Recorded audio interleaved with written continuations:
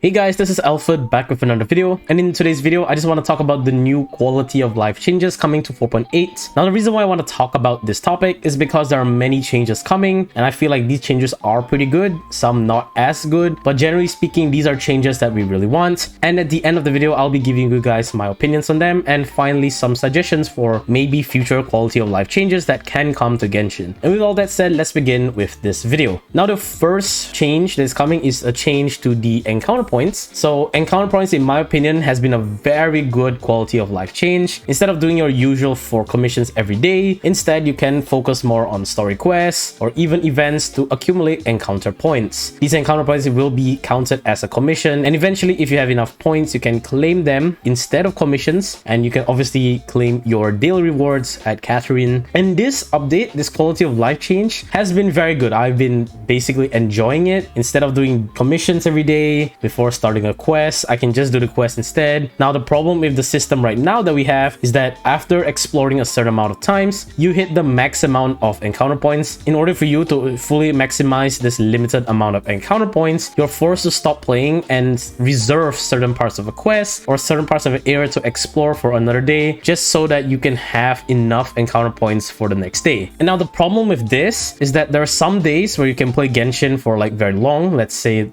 1 to 2 hours, and there's some days where you don't have enough time to play Genshin and you have like maybe 30 minutes or even less than, and you really want to get through a story and get through the exploration but you can't. And now with this new update you're able to do so. For the days that you have so much more time, you're able to play more and accumulate these encounter points for you to use on days that you don't have time. And in my opinion this is a very good update, and I'm very happy that Hoyoverse has introduced this new accumulated encounter points, especially for people like me who really need a system like this, because we have a lot of days that we're busy and a lot of days we're just basically free. The next update is basically bosses will spawn much faster. This is just very good, especially for newer players who are upgrading their characters, and also for late game players who want to farm new boss mats. This is just a fantastic update, and instead of waiting for 5 minutes you can just instantly do it again. Just wait 10 seconds. The next one is the quality of life in the Spiral Abyss. You're able to swap your teammates from first half to second half freely and even move them around without clicking so many times. My opinion is very good, especially for people like me who struggle in the Abyss and really need to keep changing their team comp. This is a fantastic quality of life change. On top of that, you're also able to filter your characters. Generally speaking, I don't really filter my characters. I can easily find them because I memorize their positions, but I guess it's a very good quality of life change if you have many characters in your account. Next on the list is the review and hide dialogue features. Now I'm surprised Genshin did not have this for so long, because Honkai Star Rail has the system where you're able to review certain voice lines that certain characters say. So in my opinion this is very good, and the best part is even in story you're able to hide the dialogue screen, so you're able to focus mostly on the characters. This is a very good quality of life change, albeit not necessary, but it's very good for some people who want the more immersive experience, or for people who want to reread dialogues. This is a very good feature. Next is a new hide UI feature. Finally, they're including more hiding the UI. In my opinion, when you're exploring a new area, you really want to be immersed in the experience of exploring, and the problem is that UI is really just bugging you. Now with this new feature, you're able to explore freely and will be more engaged in exploring. So in my opinion, very good change. Next change I want to talk about is the difficulty of some of the domains in Mondstadt and Leeway. There's one really absurd one which increases your skill CD duration for very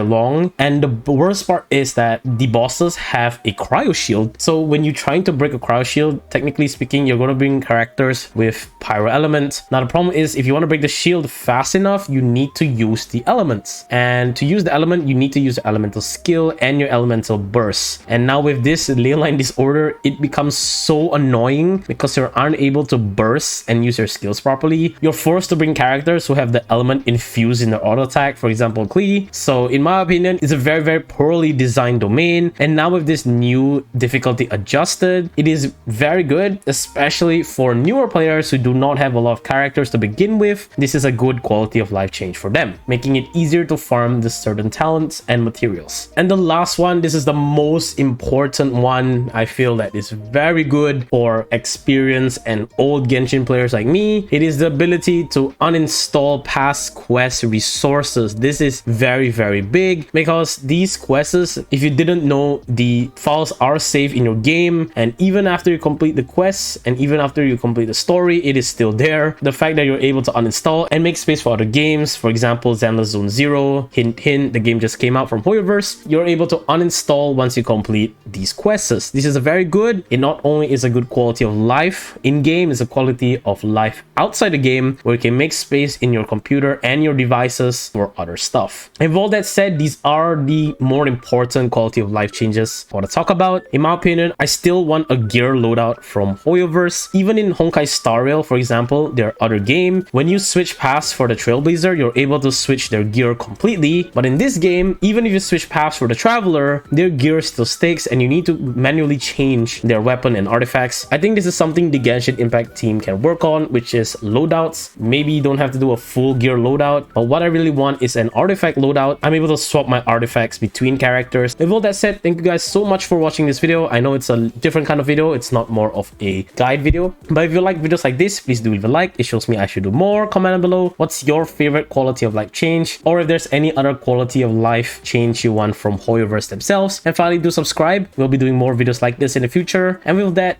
I will see you guys next time. Peace.